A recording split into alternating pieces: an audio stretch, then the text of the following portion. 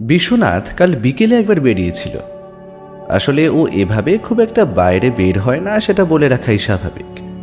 তবে কাল একরকম আমার জোরাজুরিতে বিশ্বনাথকে বেরোতে হয়েছিল।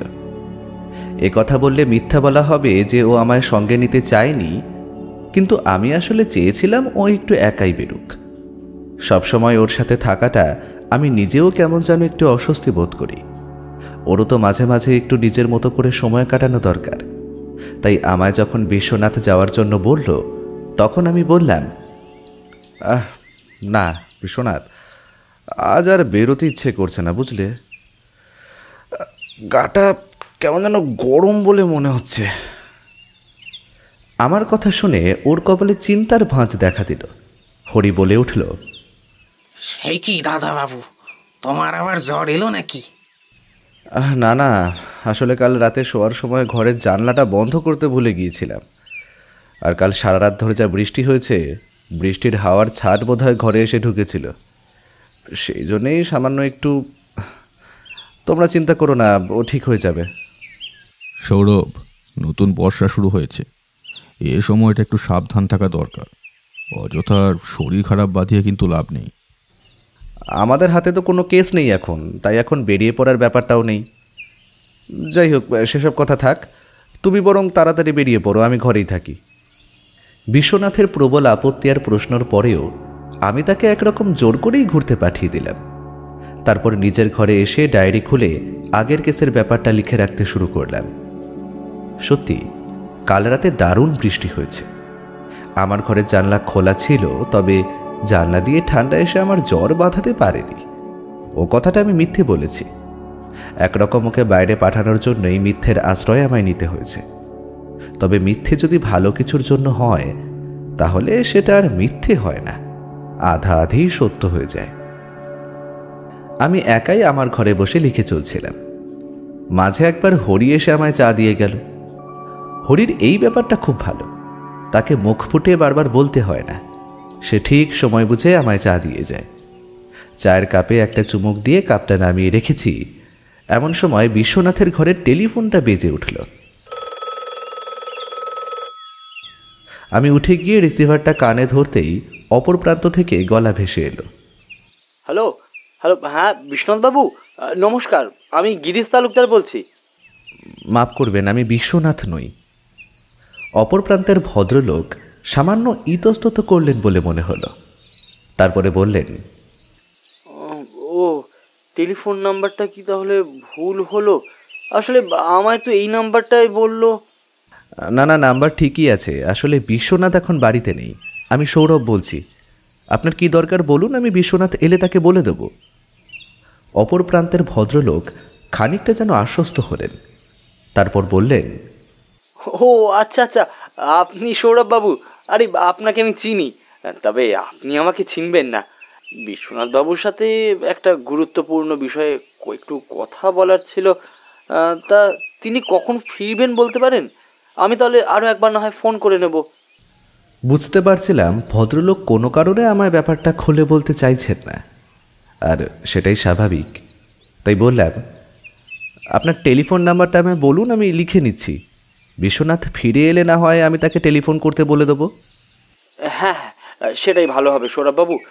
তবে মনে করে আজকের মধ্যে টেলিফোন করতে বলবেন। একটা সমস্যায় পড়ে আমি বিশ্বনাথবাবুকে টেলিফোনটা করছি। যত তাড়াতাড়ি সম্ভব তার সাথে কথা বলাটা আমার অত্যন্ত দরকার। ভদ্রলোকের টেলিফোন নাম্বারটা লিখে নিলাম। এর অবশ্য একটা কারণ আছে। বেশ কিছুদিন ধরে টেলিফোনটা সামান্য সমস্যা করছে। রিডায়াল করলে কিংবা আগের নাম্বারে টেলিফোন করতে গেলে নাম্বার ভুল হয়ে অন্য কোথাও চলে যাচ্ছে। কথা শেষ করে টেলিফোনটা রেখে আবার নিজের ঘরে ফিরে এসে লেখায় মন দিলাম। বিশ্বনাথ ফিরে এলো প্রায় বিকেলের দিকে। আসলে বাইরে কালো মেঘ জমতে শুরু করেছে, একটু পরেই বৃষ্টি নামবে। তাই বোধহয় সে আর অপেক্ষা করতে চায়নি। বিশ্বনাথের মুখটা বেশ উজ্জ্বল দেখলাম। অনেকদিন পর এভাবে বাইরে বেরিয়ে তার বোধহয় খুব আনন্দ হয়েছে। ব্যাপারটা আমার বেশ ভালোই লাগলো। মাঝে মাঝে খুন চুরি এইসব কিছুর বাইরে গিয়ে বিশ্বনাথের একটু একান্তে সময় কাটানোটাও তো প্রয়োজন। যাই হোক, বিশ্বনাথ ফিরে আসতেই আমি তাকে ভদ্রলোকের কথা বললাম। বিশ্বনাথ তখন টেলিফোন নাম্বার দেখে ভদ্রলোককে একবার টেলিফোন করল, কিন্তু কোনো কারণে ভদ্রলোক টেলিফোন তুললেন না। বিশ্বনাথ একটু চিন্তিত মুখেই বলল, তার সমস্যাটা কি সে ব্যাপারে কিছু আভাস দিয়েছিলেন ভদ্রলোক? আমি মাথা নাড়ালাম।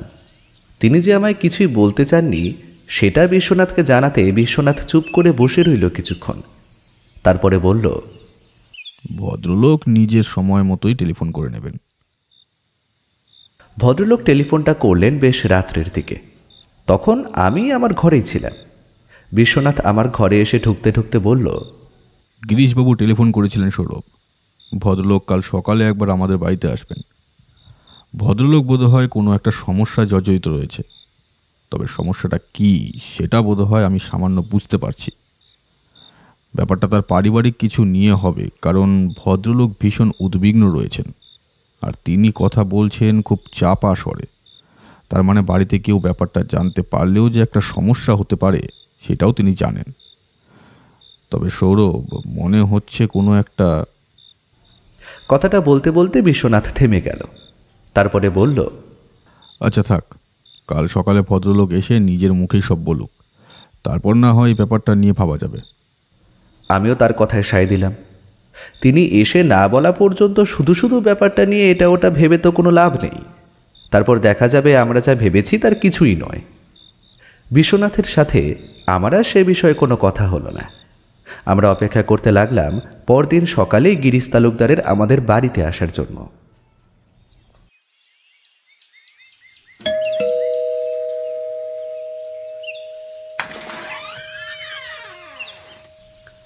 আমাদের ঘরের উল্টো দিকের চেয়ারে বসে আছেন ভদ্রলোক।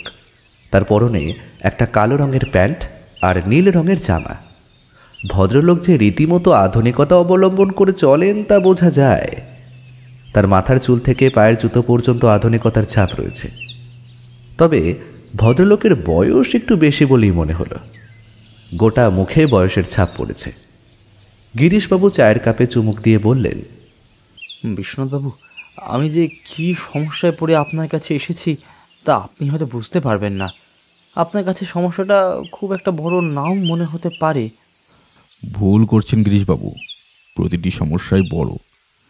যেটা আপাততভাবে দেখে ছোট মনে হয় সে সমস্যাটাও বড় হয়ে দাঁড়ায়, আবার মাঝে মাঝে অনেক বড় সমস্যাও অনেক ছোট হয়ে দাঁড়ায়। কিন্তু সমস্যা মানেই তো সমস্যা, আর প্রত্যেক সমস্যার একটা সমাধান আছে। তাই আপনি আগে আপনার সমস্যার কথাটা বলুন, তারপর না হয় আমি আপনার বিষয়টা ভেবে দেখব। মাত্র সপ্তাহ দুয়েক আগের কথা বিশ্বনাথবাবু। আমাদের বাড়িতে যে কাজের লোকটি কাজ করত তাকে হঠাৎ করে বাড়িতে মৃত অবস্থায় দেখতে পাওয়া যায়। ব্যাপারটা ঘটেছিল রাতের বেলায়। সকালে উঠে আমরা ব্যাপারটা জানতে পারি। তবে তার মৃতদেহ পাওয়া গিয়েছিল বাড়ির বাইরের উঠোনের দিকে। এত রাতে সে বাড়ির বাইরে উঠোনে কী কারণে গিয়েছিল সেটাই আমি বুঝতে পারিনি। তা ব্যাপারটা পুলিশ পর্যন্ত গড়িয়েছিল। তবে পুলিশ বলেছে সামান্য কোনো চুরির কেস হবে হয়তো। চোর চুরি করতে এসেছিল আর কোনোভাবে বাড়ির কাজের লোকটির ঘুম ভেঙে যায়, তারপরই সে চোরের পিছু পিছু বাইরে যায়, আর তখনই নাকি ব্যাপারটা ঘটে। আসলে সমস্যাটা হলো, আমাকে আমার ব্যবসার কাজে মাঝে মধ্যেই বাইরে থাকতে হয়। সেই সময় বাড়িতে আমার স্ত্রী থাকেন। এখন ধরুন যদি চোরের ব্যাপারটা না হয়, তাহলে যদি অন্য কোনো কারণে আমার বাড়িতে কেউ আসে আর কাজের লোককে খুন করে, তাহলে আমি বাড়ি না থাকলে তো আমার স্ত্রীর বিপদ রয়েছে, কি তাই না? আর তাছাড়া এই কাজের লোকটির মৃত্যুর পরে এখনও কাউকে রাখতে সাহস পাচ্ছি না আমি। আসলে এইসব ক্ষেত্রে একটু বিশ্বস্ত লোক না হলে তো আর হয় না। মানে গোটা বাড়িতে আমার স্ত্রী একা থাকবে, আর থাকবে সেই কাজের লোকটা। যদি সে নিজেই কিছু করে বসে তাহলে তো আলাদা সমস্যা। তাই এখনও কাউকে খুঁজে পাওয়া যায়নি রাখার মতো। ব্যাপারটা আপনার সাথে ঘটেছে 2 সপ্তাহ আগে, তারপরে আপনি আমার কাছে এতদিন পরে এসেছেন। তার মানে নিশ্চয়ই এর মাঝে এমন কিছু একটা ঘটেছে যেটা আপনাকে আরো ভাবিয়েছে, তাই তো? আপনি ঠিকই বলছেন বিশ্বনাথবাবু। কাল আপনাকে যখন টেলিফোন করেছিলাম তার ঠিক 2 দিন আগে রাত্রে বাড়ির বাইরের ঠিক পেছনের উঠোনের কাছে কাউকে ঘোরাঘুরি করতে দেখছিলাম। আসলে আমাদের ঘরে দুটোই জানলা, একটা বাইরের রাস্তার দিকে খোলে আর অন্যটা খুলে বাড়ির পেছনের উঠোনের দিকে। রাত জেগে আমার হিসাবপত্রের কাজ করতে হচ্ছিল। আসলে পেছনের দিকে জানলাটা বন্ধ হয়েছিল, কিন্তু কাজ শেষ করে ঘুমোতে যাওয়ার আগে কি মনে হতে জানলাটা খুলেছিলাম। আসলে সেদিন বাইরে গুমোট গরম ছিল, আপনারও হয়তো মনে আছে, তাই দুটো জানলা খুলে দিলে সামান্য হাওয়া আসতে পারে এমনই ভেবে জানলাটা খুলেছিলাম। সামান্য বৃষ্টি যে একটু পরেই হবে তা বুঝতে পারছিলাম, তবে জানলাটা খোলার কিছুক্ষণ পরেই মনে হলো পেছনের পাঁচিলের কাছ থেকে কি যেন হেঁটে এদিকে আসতে শুরু করেছিল। আমায় দেখতে পেয়ে থমকে গেছে, তারপর হঠাৎ করে পেছনের দিক দিয়ে পাঁচিল টপকে আবার পেছনে গিয়ে নেমেছে। ব্যাপারটা দেখে আমার মনের মধ্যে কিন্তু কেমন একটা যেন করে উঠল। আমি তাড়াতাড়ি জানলা বন্ধ করে পাশে আমার স্ত্রীর ঘরে গিয়ে তাকে সবটা জানালাম, কিন্তু সে একটু চিন্তিত হলো। তারপর বলল বোধহয় কোনো চোর কিংবা অন্য কোনো অসৎ উদ্দেশ্যে কেউ এসেছিল। আমায় জেগে থাকতে দেখে সে নাকি চলে গেছে। ব্যাপারটা কেমন যেন খুব সহজেই মেনে নিল। আসলে আমার থেকে তার সাহস একটু বেশি, সে কথা স্বীকার করতে আমার লজ্জা নেই। গোটা বাড়িতে সে একাই থাকে, বুঝতেই পারছেন, একটিমাত্র কাজের লোক থাকে, তাও নিচের ঘরে। এবার আমার কাজের লোকটাকে খুন করলো কে? আর আমার বাড়ির আশেপাশে যদি রাতের বেলা কেউ ঘুরে বেড়ায়, সে পাঁচিল টপকে আমার বাড়িতে এসে ঢুকতে পারে, তার মানে আমার বাড়ির ওপর রীতিমতো সে নজর রেখে চলেছে। এই সব কিছুর কারণ কি সেটাই আমি জানতে চাই বিশ্বনাথ বাবু। বেশ, আপনি যখন ব্যাপারটা নিয়ে এতটা ভাবছেন তাহলে আমি কেসটা হাতে নেব, তবে সেটা আপনার বাড়িতে গিয়ে সমস্যাটা দেখে বোঝার পরে। আচ্ছা, একটা কথা বলুন তো আমায়, আপনার কাজের লোকটির নাম কি ছিল, আর তার খুনের ব্যাপারটা কোন পুলিশ অফিসার দেখছে? ভদ্রলোক থানার কথা বলতে আমি বুঝতে পারলাম এই থানার অফিসার রায়বাবুর সাথে বিশ্বনাথের বেশ খানিকটা পরিচয় রয়েছে। আগের কয়েকটা ক্ষেত্রে রায়বাবু বিশ্বনাথকে সাহায্য করেছিল এবং বিশ্বনাথের সাহায্যও তিনি পেয়েছিলেন। বিশ্বনাথ কিছুক্ষণ চুপ করে বসে রইল, তারপরে বলল, দেখুন, কেসটা ঠিক কোন দিকে মোড় নেবে সেটা আমি এখন বলতে পারছি না, তবে একটা কথা, আপনার স্ত্রীর সাথে আপনার সম্পর্কটা কেমন? দেখুন, সম্পর্ক খুব একটা খারাপ নয়, তবে বুঝতেই পারছেন আমার ব্যবসার কাজে বাইরে থাকতে হয় বেশিরভাগ সময়, সেই কারণে ও নিজেকে খানিকটা গুটিয়ে রাখে। প্রয়োজন ছাড়া আমার সাথে খুব একটা কথা বলে না। বাড়ির রান্না বান্নার সব কাজ মোটামুটি সে নিজের হাতেই করে, আমি থাকলে আমাকেও সময় দেয়, তবে নিজের মতো নিজেকে গুছিয়ে রেখেছে বিশ্বনাথবাবু। বেশ, আপনার বাড়িতে আমি কাল সকালে যাব। কাল সকালে গিয়ে সমস্যাটা দেখে আমি আপনাকে জানাবো কেসটা আমি হাতে নিচ্ছি কিনা। যতদূর মনে হয় আপনার কাজের লোকটির মারা যাওয়া তদন্তটাই আমায় করতে হবে, তাহলেই সবটা বেরিয়ে আসবে। বিশ্বনাথের কথা শেষ হওয়ার আগেই ভদ্রলোক উঠে দাঁড়ালেন। তারপর একটা সাদা রঙের খাম এগিয়ে দিয়ে বললেন, বিশ্বনাথবাবু, আমি জানি আপনি পারিশ্রমিক ছাড়া কোনো কাজে হাত দেন না, তবে আপনার জন্য সামান্য কিছুটা অ্যাডভান্স রইল। সমস্যা নেই, আপনি যদি কেসটা হাতে নাও নেন তাহলে আপনাকে এটা ফিরিয়ে দিতে হবে না। আপনার সময় নষ্ট করারও তো একটা মূল্য আছে। হ্যাঁ, তো এখন আমি চলি, কাল তাহলে আপনার জন্য অপেক্ষা করব। তাই বিশ্বনাথবাবু, একটু তাড়াতাড়ি করলে কিন্তু খুব ভালো হয়। আসলে ব্যবসার কাজে সপ্তাহ দুয়েকের জন্য আমায় বেরিয়ে পড়তে হবে, আর এই সপ্তাহের শেষের দিকে আমার বেরোনোর কথা। বিশ্বনাথবাবু, এর মধ্যে যদি কাজের লোক না পাই তাহলে ঠিক করেছি স্ত্রীর বাড়ি থেকে তার মাকে কিংবা তার বোনকে কয়েকদিনের জন্য এনে রাখবো। গোটা বাড়িতে এই অবস্থায় একা আমার স্ত্রীকে রাখাটা উচিত হবে না, কি বলেন? ও, আরেকটা কথা, আমাদের বাড়িতে একজন দারোয়ান আছে, তবে সে কিন্তু রাতের বেলা সেদিন তেমন কিছু শুনতে পায়নি। শেষের কথাটায় বিশ্বনাথ আর আমি দুজনেই তাকালাম গিরিশবাবুর দিকে। দারোয়ান আছে অথচ সেই বাড়িতে ঢুকে কেউ কাউকে খুন করে যাচ্ছে, ব্যাপারটা একটু ভাবার মতো বিষয় নয় কি? ভদ্রলোক বেরিয়ে যেতেই বিশ্বনাথ কিছুক্ষণ চুপ করে বসে রইল। টেবিলের ওপর সাদা রঙের খামটা তখনও পড়েছিল। বিশ্বনাথ কিন্তু সেদিকে হাত বাড়ালো না, তার বদলে বলল, ভদ্রলোকের কেসটা বড়ই অদ্ভুত সৌরভ। ভদ্রলোক বিশ্বাস করে একজন কাজের লোক রাখতে পারছেন না, অথচ আগের কাজের লোকের ভরসায় তার স্ত্রীকে একাই বাড়িতে রেখে গিয়েছিলেন। যদিও দারোয়ান ছিল, আমার মনে হয় কাজের লোকটি বহু বছরের বিশ্বস্ত ছিল। তাহলে তাকে খুনটা কে করতে যাবে? আরও একটা ব্যাপার বিশ্বনাথ, ভদ্রলোক ব্যবসায়ী মানুষ, তাকে দেখে যতটা মনে হলো অর্থ খুব একটা তো কম নেই, সুতরাং তার ব্যক্তিগত শত্রুতা থাকলেও থাকতে পারে। সেটা তো আমারও মনে হয়েছে সৌরভ, কিন্তু সেটাই যদি হয় তাহলে কাজের লোকটির ওপর আক্রমণ হবে কেন? যদিও হতে পারে কাজের লোকটি বাধা দিতে গিয়েছিল তাই এমনটা হয়েছে, তবে আমার কেন জানি না মনে হচ্ছে কেসটায় কিছু একটা আছে যেটা আমরা এখনো বুঝতে পারছি না। আচ্ছা সৌরভ, তুমি বসে তোমার কাজ করো, আমি একটু বের হই। বিগত 4-5টা কেসে আমি তোমার ব্যাপারটা দেখেছি, কোনো কেস হাতে আসার পরেই তুমি বেরিয়ে পড়ো। কিন্তু কেন বলো তো? তোমার সাথে তো কেসে আমিও থাকবো, তাহলে আমায় ছাড়া তুমি বেরিয়ে পড়ছো কেন? পরীক্ষার আগে যেমন বেশ জোর দিয়ে পড়াশোনা করতে হয়, একবার রিহার্সাল করে নিতে হয়, ঠিক তেমনই কেসে হাত দেওয়ার আগে সামান্য কয়েকটা হোমওয়ার্ক করে রাখতে হয় সৌরভ। আমি সেটাই করার জন্য বেরোচ্ছি, তবে এক্ষেত্রে কোথায় যেতে হবে, কি করতে হবে কোনো কিছুই ঠিক নেই, তাই তোমায় নিয়ে যাব না। তুমি আমার সাথে যাবে কাল সকালে গিরিশবাবুর বাড়িতে, আর সেখান থেকেই সবটা শুরু হবে। এখন আর কথা নয় সৌরভ, আমার বেরোতে হবে। এই বলেই বিশ্বনাথ বেরিয়ে গেল। ফিরে এলো একটু বিকেলের দিকে, তবে এসে আর কেস নিয়ে তেমন কোনো কথা বলল না। আমি ভাবলাম সে ভুলেই গেছে হয়তো, আর তাছাড়া এখনও তো গিরিশবাবুর বাড়িতে যাওয়াই হয়নি, তারপর তো ব্যাপারটা নিয়ে ভাবা শুরু হবে। সেদিনটা কোনো রকমভাবে কেটে গেল। আমরা পরদিন সকালে গিয়ে পৌঁছলাম গিরিশবাবুর বাড়িতে। ভদ্রলোক বাড়িতেই ছিলেন। আশা করি আমরা আসবো বলে তিনি আরও বাড়িতেই থেকে গিয়েছিলেন। ভদ্রলোক উপরের দোতলার ঘরে ছিলেন। আমরা গেটের কাছে গিয়ে দারোয়ানের সাথে কথা বলতেই দারোয়ান জানালো গিরিশবাবু বাড়িতেই রয়েছেন। আমরা ভেতরে ঢুকে বাড়ির বন্ধ দরজার উপরে কড়া নাড়লাম।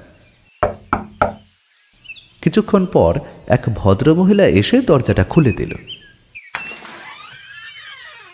তাকে দেখে মনে হলো তিনি গিরিশবাবুর স্ত্রী।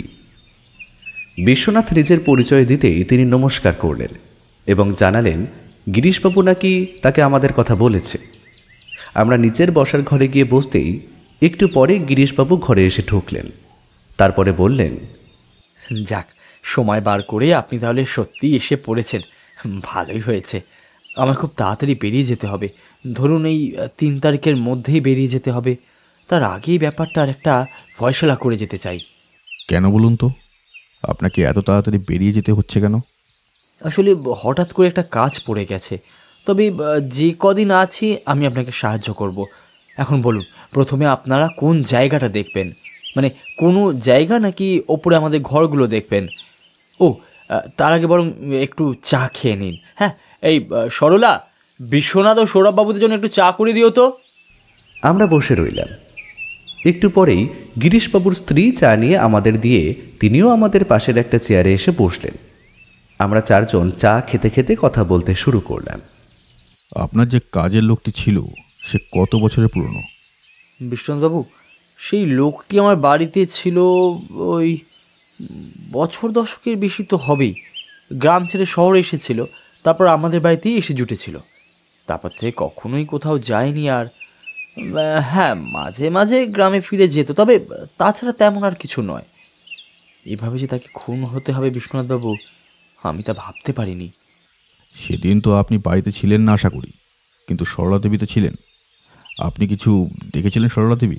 না বিশ্বনাথ বাবু, হরি কাকা তো রাতে খেয়ে দিয়ে নিজের ঘরে ঘুমোতে চলে যেত, আমিও উপরে চলে আসতাম। তারপর একটু রাত পর্যন্ত বইপত্র পড়ে ঘুমোতে যেতাম। আসলে বই পড়ার একটা নেশা আমার রয়েছে, বুঝতেই পারছেন। আমি সবসময় একা বাড়িতে থাকি, তেমন কিছু করার নেই, সবকিছুই হরি কাকা করতো। আমি ওই রান্নাটা মাঝে মাঝে করতাম মাত্র। কারোর ওপর কোনো সন্দেহ হয় আপনার, বা এমন কিছু যার জন্য আপনার চাকরের ওপর বিপদ হতে পারে বলে আপনার মনে হয়?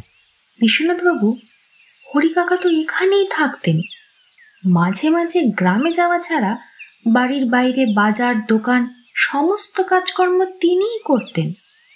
তবে তার সাথে কারোর কোনো শত্রু তো থাকার তো না, কোনো কারণ দেখতে পাচ্ছি না। এমন তো হতেই পারে যে এমন কোনো একটা কারণ যেটা আপনার এখন মনে পড়ছে না। আচ্ছা, আপনাদের বাড়ির দারোয়ান সেদিন সে কিছুই দেখেনি? না বিশ্বনাথবাবু, সে নিজেও বেশ পুরনো, সে মিথ্যে বলবে না। আর আপনি বাড়িটা তো দেখছেন, পেছনের দেওয়ালটা সামনের দরজা থেকে সম্পূর্ণ অন্য দিকে, তাই সেদিক দিয়ে যদি কেউ আসে তাহলে সেটা চট করে বুঝতে পারার মতো কথা তো নয়। তারপর যদি হয় অন্ধকারে সেটা। এই কথাটা আপনি ঠিকই বলেছেন, তবে কোথাও তো কিছু একটা থাকার কথা। আর সব থেকে বড় সমস্যা হলো, আচ্ছা চলুন তো একবার যেখানে আপনার কাজের লোকটির মানে হরিহরের মৃতদেহ পড়েছিল সেই জায়গাটা একবার দেখি। আমি, গিরিশবাবু আর বিশ্বনাথ মিলে বাড়ির বাইরে বেরিয়ে এলাম। আসলে বাড়িটায় আমরা যেখান থেকে ঢুকেছি তার প্রায় ডান দিকে সেই উঠোনের মতো জায়গাটা, পুরোপুরিভাবে পেছনের দিকে নয়। বাড়িটার পেছনের দিকে হলেও রাস্তার পেছনের দিকে একপাশের জায়গা। সেখানে গিয়ে একটা নির্দিষ্ট জায়গা দেখিয়ে গিরিশবাবু বললেন, আমি তো তখন বাড়ির বাইরে ছিলাম বিশ্বনাথবাবু। এখানেই নাকি হরিহরের মৃতদেহটা পড়েছিল, তার মাথায় আঘাতের চিহ্নও ছিল। যতদূর মনে পড়ে এইভাবে আঁচিনের দিকে মুখ করেছিল। বিশ্বনাথ জায়গাটা ভালো করে লক্ষ্য করতে লাগলো। তারপর হঠাৎ করে আমাকে এবং গিরিশবাবুকে চমকে দিয়ে বলল, ভালো করে ভেবে বলুন তো, মৃতদেহটা কি আঁচিলের দিকে মুখ করেছিল?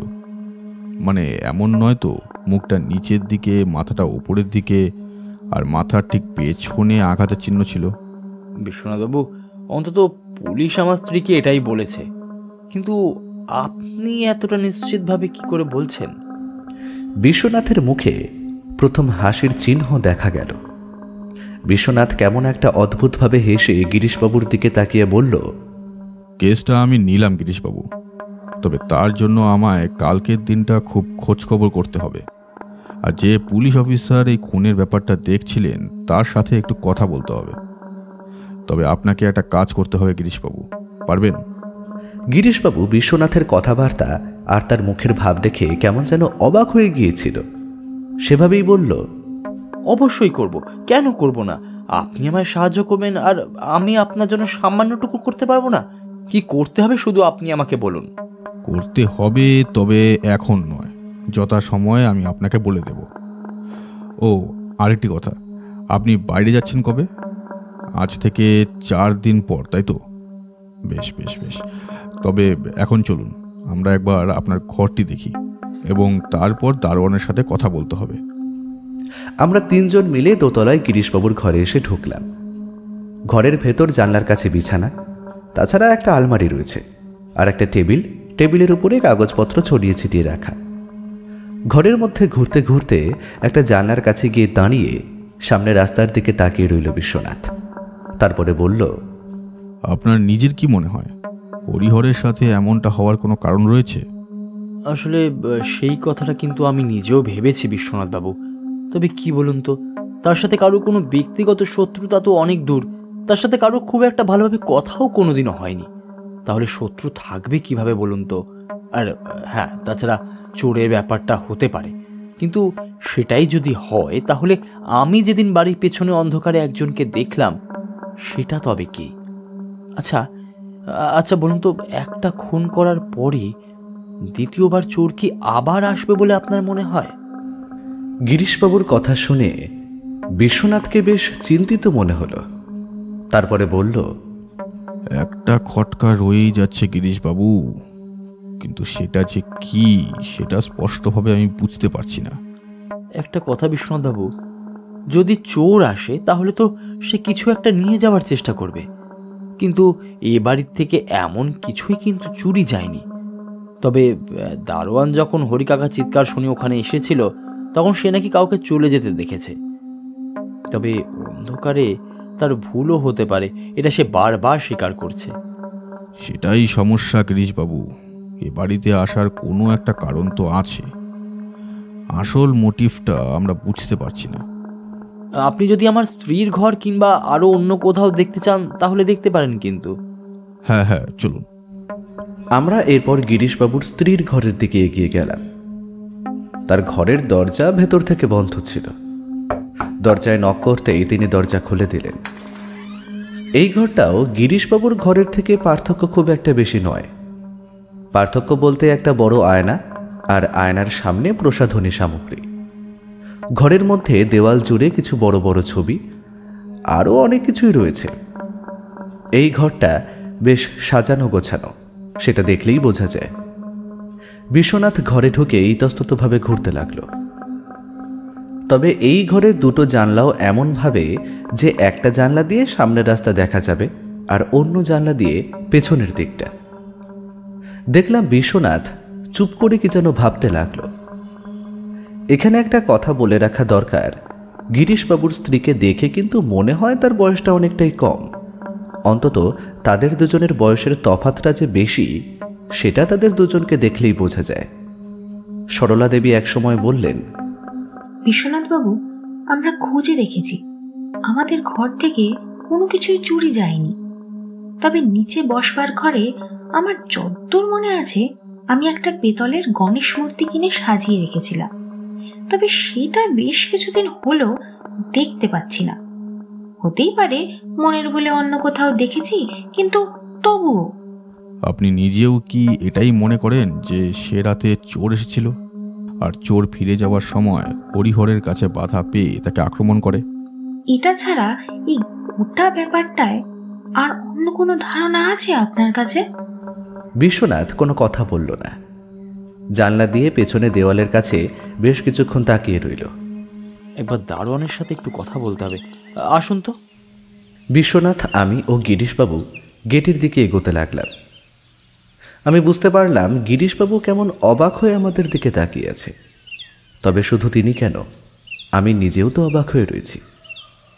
তবে বিশ্বনাথ দারোয়ানের সাথে কথা বলবে, তাই তখন আর তাকে কিছু জিজ্ঞাসা করলাম না। দারোয়ানের কাছে এগিয়ে গিয়ে বিশ্বনাথ কড়া গলায় বলল, এ বাড়িতে একটা খুন হয়ে গেছে আর তুমি গোটা রাত নাকে তেল দিয়ে ঘুমোচ্ছিলে, কিছুই দেখোনি তুমি? বিশ্বনাথের গলার স্বর ভারী। তার কথা শুনে মনে হবে ভীষণভাবে রেগে গিয়ে কথাগুলো বলছে। বিশ্বনাথের কথা শুনে দারোয়ান প্রথমে কিছুটা চমকে উঠল, তারপর আমতা আমতা করে বলল, ঘুমাইনি বাবু, ঘুমাবো কেন? আমি তো বসেছিলাম এইখানেই, কিন্তু কোথা থেকে যে কি হয়ে গেল আমি বুঝতে পারিনি। সেদিন কি হয়েছিল আমায় বলো, তুমি কি দেখেছিলে? আমি তো এইখানেই বসেছিলাম বাবু, তো হঠাৎ আমি একটা চিৎকার শুনতে পেয়ে পেছনের দিকে দৌড়ে গেলাম। আমার হাতে লাঠি থাকে তাই ভয় পাইনি, কিন্তু পেছনে যেতেই মনে হলো ওই পাঁচিলের কাছে দরজার বাইরে কি যেন একটা পড়ে আছে।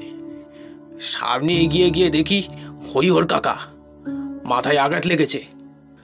আমি তাকে তাড়াতাড়ি তুলে নিয়ে গিয়ে ঘরের ভেতর ঢুকাই, আর তারপর ঘরের দরজাটা খোলাই ছিল। তারপর বৌদিমণিকে গিয়ে ডাকতে তিনি নেমে এসে এইসব দেখে খুব ভয় পেয়ে যান। আমরা অনেক চেষ্টা করি তাকে বাঁচানোর, কিন্তু কিছুক্ষণের মধ্যেই সব শেষ। তবে বারবার হরিহর কাকা কিছু একটা বলতে চাইছিলেন, কিন্তু কিছুতেই বলতে পারছিলেন না। আমার মনে হলো তার মাথায় খেয়ে ওইভাবে আঘাতটা মেরেছে, সেটাই তিনি বলতে চাইছিলেন।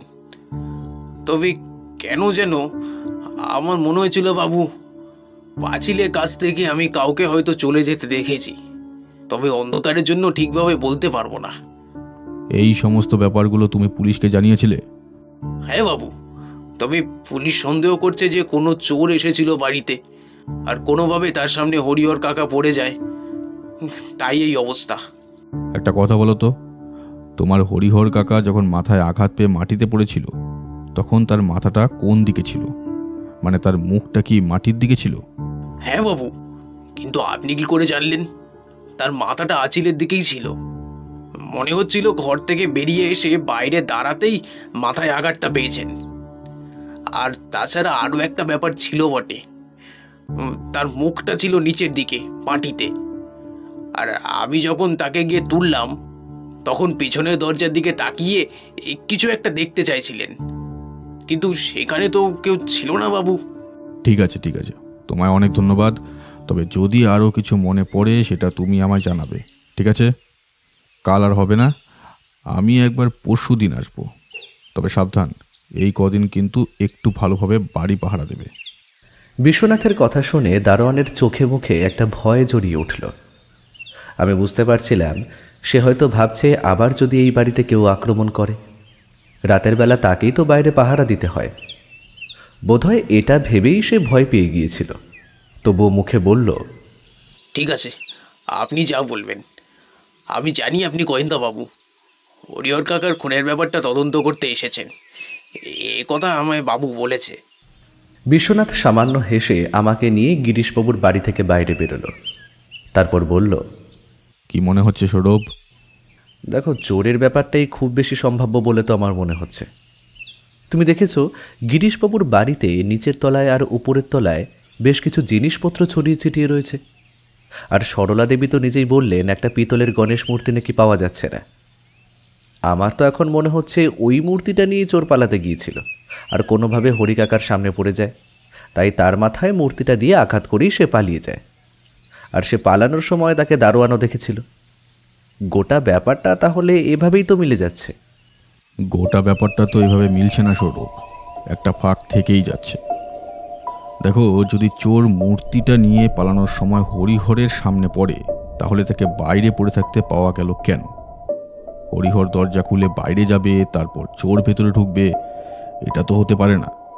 বরং মৃতদেহ যেখানে পড়েছিল সেই হিসাবে মনে হয় হরিহরের পেছন থেকে কেউ তার মাথায় আঘাত করেছে, আর তাতে তার মুখটা সামনের দেওয়ালের দিকে গিয়ে পড়েছে। দারোয়ান তো এই কথা জানিয়েছে। আর সেক্ষেত্রে দারোয়ান যাকে পাঁচিল টপকে চলে যেতে দেখেছে সে চোর হতেই পারে, কিন্তু সে বাড়ির ভেতরে ঢুকলো কি করে? বিশ্বনাথের কথায় আমি নিজেও সামান্য অবাক হলাম। ব্যাপারটা আমার মাথাতে একবারও তো আসেনি। হরিহর কাকার মাথায় আঘাত লেগেছিল পিছনের দিকে, আর তাতেই বোঝা যায় তাকে পেছন থেকে মারা হয়েছে। কিন্তু তাই যদি হয় আর চোর যদি ঘরের ভেতরে না ঢোকে, তাহলে সে পেছন থেকে আঘাত করবে কি করে? গোটা ব্যাপারটা মাথার মধ্যে কেমন যেন গোলমাল পাকিয়ে দিল। আমি বুঝতে পারছিলাম যতটা সহজ ভেবেছিলাম ততটা সহজ নয়, বরং জটিল। বিশ্বনাথ গোটা রাস্তায় কিছুই বলল না, চুপ করে ভাবতে ভাবতে চলল। বাড়ি ফিরে বিশ্বনাথ সিগারেট ধরিয়ে কড়িকাঠের দিকে তাকিয়ে একভাবে কেসটা নিয়ে ভাবতে থাকল। আমি তাকে এ সময় বিরক্ত করলাম না, তবে কেসটা নিয়ে আমিও ভাবতে লাগলাম আমার মতন করে। কি হলো ব্যাপারটা কিছুই বুঝতে পারলাম না। বিশ্বনাথ কেন বলল যে কেসটা জটিল হয়ে গেছে? সেদিন গিরিশবাবুর বাড়িতে তাহলে যে এসেছিল সে কি চুরি করতে এসেছিল নাকি অন্য কিছু? আর চোর যদি হরিহরের মাথায় আঘাত না করে তাহলে আঘাত করল কে? রাত্রের দিকে বিশ্বনাথ তার ঘরে আমায় ডাকল। আমি গিয়ে ঢুকতেই দেখতে পেলাম বিশ্বনাথ টেবিলের উপর বসে ডায়েরি খুলে রয়েছে। আমায় ঘরে ঢুকতে দেখে বলল, সৌরভ, কয়েকটা প্রশ্নের উত্তর দাও তো আমায়। কি বলো? গিরিশবাবু আর সরলা দেবী আলাদা আলাদা ঘরে থাকেন কেন? হ্যাঁ, যদিও গিরিশবাবু বেশিরভাগ সময় ব্যবসার জন্য তাকে বাইরে থাকতে হয়, তবুও তিনি যখন বাড়ি ফিরে আসেন তারপরেও এমনটা হবে কেন? তেমনটা তো অনেকেই থাকে বিশ্বনাথ। আলাদা আলাদা ঘরে থাকার ব্যাপারটা তো এখন চলছে, এতে তো আমি তেমন কিছু দেখছি না। ব্যাপারটা হয়তো তোমার চোখে পড়েনি, কিন্তু আমার চোখে পড়েছে সৌরভ। দেখো, আমরা গিয়েছি তাদের বাড়িতে, তার সরলা দেবী জানতেন, তারপরেও তিনি সেদিন নিজের ঘরে দরজা বন্ধ করে বসেছিলেন। বাড়িতে আমরা রয়েছি, তারপরেও এমনটা হওয়ার কারণ কি? তিনি হয়তো ঘরে বসে কিছু করছিলেন, যে কোনো ব্যক্তিগত কাজ তো থাকতেই পারে। সেটা থাকতেই পারে, কিন্তু তোমার কি মনে হয় হরিহর বাবুকে তার মাথার পেছনে আঘাত যে করেছিল সে বাড়ির বাইরে থেকে আসা কোনো অজ্ঞাত পরিচয় ব্যক্তি? সেটাই কি স্বাভাবিক নয়? তাছাড়া তুমি আর কাকে সন্দেহ করছো বলো তো? দেখো, যদি সেটাই হয় তবে সেক্ষেত্রে একটা সমস্যা থেকেই যাচ্ছে। চোর যদি দরজা খুলে ভেতরে ঢুকে, তাহলে ভেতরে ঢোকার পরে চুরি করে বাইরে বেরোলে হরিহর থাকবে তার পেছনে। তাই সে অবস্থায় তাকে পেছন থেকে আঘাত করে ওভাবে ফেলাটা সম্ভব নয়। তাহলে তার মাথার সামনের দিকে কিংবা পাশে আঘাত থাকত। একমাত্র পেছন থেকে আঘাত করলেই এমনভাবে আঘাত হওয়া সম্ভব। সে কথাটা আমি রায়বাবুর সাথে কথা বলে নিশ্চিত করেছি। আমি বিশ্বনাথের কথায় অবাক হয়ে গেলাম। তারপর বললাম, তাহলে তুমি কি বলতে চাইছো? হরিহর বাবুকে কে মারল? মরার চেয়ে বড় প্রশ্ন হলো মারল কেন। আমার মনে হয় হরিহর এমন কিছু জানতে পেরেছিল যেটা তার জানার কথা নয়, আর সেই কারণে তাকে মারতে হয়েছে। অন্তত এটাই আমার মনে হচ্ছে এই মুহূর্তে। তবে সেটা নিশ্চিন্ত করার জন্য গিরিশবাবুকে একটা কাজ করতে হবে। কি কাজ? কাল গিরিশবাবুকে সে ব্যাপারটা জানাবো। তাছাড়া কাল আরও একটা ব্যাপারে আমায় খোঁজ নিতে হবে। যদি দুটো ব্যাপার ঠিকঠাক থাকে তাহলে আশা করছি কয়েকদিনের মধ্যে আসল অপরাধীকে ধরা যাবে। বিশ্বনাথ মনে মনে যে কিছু একটা পরিকল্পনা করেছে তা বুঝতে পারলাম, কিন্তু সেটা আমাকে এখন বলতে চাইছে না। আমিও অপেক্ষা করতে লাগলাম কালকের জন্য। পরদিন বিশ্বনাথ টেলিফোনে গিরিশবাবুর সঙ্গে কথা বলল, তবে কি কথা হয়েছে তা আমি জানতে পারলাম না, কারণ সে সময় আমি আমার ঘরে ছিলাম। পরে অবশ্য ব্যাপারটা বিশ্বনাথ নিজেই আমায় জানিয়েছিল। এদিকে গোটা দিন বিশ্বনাথ বাড়ির বাইরে থাকলো। সন্ধ্যের দিকে সেটা নিয়ে হরির সাথে কিছু কথা হলো বটে, তবে হরি যখন জানতে পারলে গোটা ব্যাপারটা কিসের জন্য তখন আর কিছু বলল না। বিশ্বনাথ শুধু আমায় একটাই কথা বলল, সৌরভ, এখন শুধু অপেক্ষা করতে হবে। অপেক্ষা করলে গোটা ব্যাপারটা জলের মতো পরিষ্কার হয়ে আমাদের সামনে চলে আসবে। কিন্তু আমি বুঝতে পারছিলাম না বিশ্বনাথ ঠিক কিসের জন্য অপেক্ষা করছে, আর সে আজকের গোটা দিন করলই বা কি। তবে গিরিশবাবু যে কয়েকদিনের মধ্যেই তার কাছে বেরিয়ে পড়বে তা আমি জানতাম, আর সেটাই যদি হয় তাহলে কেসটা অসমাপ্ত রেখেই গিরিশবাবুকে তো চলে যেতে হবে। ব্যাপারটা আমার মাথায় কিছুই আসছিল না, কিন্তু বিশ্বনাথের অনুমানটা নিয়ে ভাবতে ভাবতে হঠাৎ করেই একটা অদ্ভুত সম্ভাবনা আমার মাথায় চাড়া দিল, আর সেটা বিশ্বনাথকে বলতেই সে বলল, ব্যাপারটা আরও আগেই তোমার বোঝা উচিত ছিল সৌরভ। তুমি এত দেরি করলে কেন সেটাই বুঝতে পারলাম না। যাই হোক, দেরিতে হোক আর তাড়াতাড়ি হোক, ভেবেছে যখন তাতেই হলো। এখন অপেক্ষা করো। ঠিক বলতে পারছি না কবে আমরা ব্যাপারটা নিয়ে একটা সিদ্ধান্তে পৌঁছতে পারবো, তবে আশা করতে পারি খুব তাড়াতাড়ি সেটা হবে। দুদিন পরের কথা। বিশ্বনাথ ঘরে বসে রয়েছে, এমন সময় একটা টেলিফোন এলো। বিশ্বনাথ নিজে গিয়ে টেলিফোন তুলে নিল, এবং তার বেশ কিছুক্ষণ পরে বিশ্বনাথের দিক থেকে উত্তেজিতভাবে গলার স্বর ভেসে আসলো, তার মানে আমি ব্যাপারটা ঠিকই অনুমান করেছিলাম। রায়বাবু, আসলে সামান্য সময়ের জন্য আমিও যে খেটে যাইনি সে কথা কিন্তু বলবো না, তবে ওই মাথার পেছনের আঘাতটা আমায় বারবার ভাবিয়েছিল। এখন আপনাদের যা করার আছে আপনারা করুন, তবে আশা করছি গিরিশবাবু এর মধ্যে আমার সাথে দেখা করতে আসবেন। হ্যাঁ হ্যাঁ, আচ্ছা আচ্ছা, ঠিক আছে, রাখছি। টেলিফোনটা রেখে বিশ্বনাথ আমার সামনে বসলে আমি প্রশ্ন করলাম, কেসটা কি তাহলে সমাধান হয়ে গেল বিশ্বনাথ? হরিহরবাবুর মাথায় কি আঘাত করেছিল, আর তার মোটিভটাই বা কী ছিল? তুমি ঠিকই সন্দেহ করেছিলে সৌরভ। হরিহরের মাথায় আঘাত করেছিল গিরিশবাবুর স্ত্রী সরলা দেবী। আসলে তার মোটিভও একটা ছিল। গিরিশবাবু ও সরলা দেবীর মধ্যে সম্পর্ক খুব একটা ভালো নয়। সরলা দেবীর সাথে গিরিশবাবুর বয়সের পার্থক্য ছিল অনেকটাই, আর সেই কারণে তাদের মধ্যে ভালো সম্পর্ক তৈরি হয়নি। গিরিশবাবু বেশিরভাগ সময় তার বাড়িতে থাকতেন না, আর সেই সুযোগে সরলা দেবী তার পুরনো এক প্রেমিকের সাথে একটা অবৈধ সম্পর্ক তৈরি করে ফেলেছিল। আমার মনে হয় মাঝে মাঝেই সেই ভদ্রলোক রাতে বাড়িতে আসতেন, তবে ব্যাপারটা কোনোভাবে হরিহর জানতে পেরে যায়, আর সেই কারণে সেই ভদ্রলোক সেদিন যখন গিরিশবাবুর বাড়ি থেকে বেরিয়ে যাচ্ছিলেন তখন হরিহর তার পেছনে যায়। আর আমার মনে হয় সেই সময় তাদের মধ্যে সামান্য কথাবার্তা হয়, আর তখনই সরলা দেবী সেখানে চলে আসে।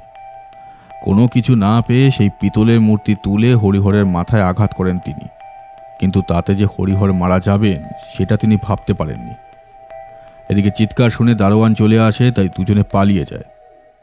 ভদ্রলোক পাঁচিল টপকে চলে যান, আর সরলা দেবী ঘরের ভেতরে ফিরে আসেন। তোমার মনে আছে সেদিন দারোয়ান বলেছিল সে একটা চিৎকার শুনে সেখানে গিয়েছিল। ভেবে দেখো, যে চিৎকার বাড়ির পেছন দিক থেকে সামনের দারোয়ান শুনতে পায়, সেই চিৎকার ঘরের ভেতর থেকে সরলা দেবী শুনতে পাননি। এটা আশ্চর্যের বিষয় নয় কি? যাই হোক, এটাই হলো কারণ। তবে এটা বার করার জন্য আমাদের সামান্য একটা নাটক করতে হয়েছিল। গিরিশবাবুর যেদিন ব্যবসার কাজে বাইরে যাওয়ার কথা ছিল তার দুদিন আগেই তাকে অন্য জায়গায় চলে যেতে বলেছিলাম আমি, আর সেই ফাঁকে বাড়ির আশেপাশে দু একটা বাড়িতে পুলিশের লোকেদের পাহারা বসিয়েছিলাম। রাতের বেলা যখন সে ভদ্রলোক বাড়িতে আসে তখনই তাকে গ্রেফতার করা হয়। একটু জিজ্ঞাসাবাদ করতেই সেই ভদ্রলোক এবং সরলা দেবী সমস্তটাই স্বীকার করেছেন। এটাও স্বীকার করেছেন হরিহরকে মারার কোনো পরিকল্পনা তাদের ছিল না, তবে ভয় পেয়ে তারা এই কাজটা করেন। কিন্তু তুমি ঠিক কখন সন্দেহ করলে যে সরলা দেবী এই সমস্ত করেছে? সন্দেহ হয়েছিল মৃতদেহটা যেভাবে পড়েছিল, মানে মাথায় আঘাত পাওয়ার পরে হরিহর যেভাবে পড়েছিল সেটা শুনে। হতেই পারে সেই ভদ্রলোক তাকে পেছন থেকে মাথায় আঘাত করে তারপরে সামনের পাঁচিল টপকে চলে গেছেন, কিন্তু তাহলেও তো হরিহরের পেছনে থাকতে হবে। হরিহর যদি ঘরের ভেতর থেকে বেরিয়ে আসেন আর তার পেছনে ভদ্রলোক বেরিয়ে আসে, তাহলে ভদ্রলোককে থাকতে হবে ঘরের ভেতরে। তা যদি না হয় তাহলে তাকে মেরেছিল অন্য কেউ, আর সেটা সরলা দেবী ছাড়া আর কেউ করতে পারে না। এদিকে সরলা দেবীর সাথে গিরিশবাবুর দূরত্ব এবং তাদের আলাদা থাকার ব্যাপারটা এই সন্দেহটাকেই বাড়িয়ে তোলে, এবং তাই কাল আমি সরলা দেবীর বাপের বাড়ির জায়গায় খোঁজখবর নিয়েছি ও জানতে পেরেছি সেখানে সরলা দেবীর সাথে একটি ছেলের ভালো সম্পর্ক ছিল, কিন্তু বিয়ের কিছুদিন পরে সেই ছেলেটি শহরে কাজের জন্য চলে আসে। তারপরেই কেমন যেন ব্যাপারটা আমার কাছে মিলে যায়। তাছাড়া শুধুমাত্র ওই পিতলের মূর্তি চুরি যাওয়া, সরলা দেবী সেদিন রাতে কোনো চিৎকার না শুনতে পাওয়া, এমনকি গিরিশবাবুর সেদিন রাতে বাড়ির পেছনের দিকে কাউকে ঘুরঘুর করতে দেখা, এই সমস্ত কিছু খটকাগুলো মিলতে মিলতে একটাই সম্ভাবনা দাঁড় করায়, আর তারপরেই আসল সত্যটা সামনে চলে আসে সৌরভ। সবই ঠিক আছে, কিন্তু তোমার কি মনে হয় এর পরে গিরিশবাবু আর আমাদের এখানে আসবেন? যতদূর মনে হয় তিনি আসবেন না, তবে তিনি বোধহয় চিঠি লিখে আমার সমস্তটা জানাবেন এবং তার সাথে আমায় কিছু অর্থ পাঠিয়ে দেবেন। অন্তত আমার এটাই মনে হয়, বুঝলে। বিশ্বনাথের কথা শুনে আমার সত্যিই গিরিশবাবুর জন্য একটু খারাপই লাগছিল। কেসটা যে এইভাবে শেষ হবে তা আমি নিজেও ভাবতে পারিনি। তবে বিশ্বনাথের কথাই সত্যি হলো। দুদিন পরে গিরিশবাবুর একটা চিঠি আমাদের কাছে এসে পৌঁছল। সেই খামে রয়েছে বেশ কিছু টাকা।